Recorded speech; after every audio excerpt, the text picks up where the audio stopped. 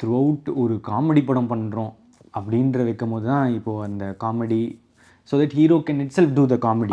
அதான் அந்த ஜானரை வந்து செலக்ட் பண்ணிட்டா maybe it is fine sir, you're safe to do comedy. அந்த ஜானரை செலக்ட் பண்ணல, நான் வேறு ஒரு ஜானர் போகும்போது தான் இப்போது இது வந்து மாட்டிக்குது.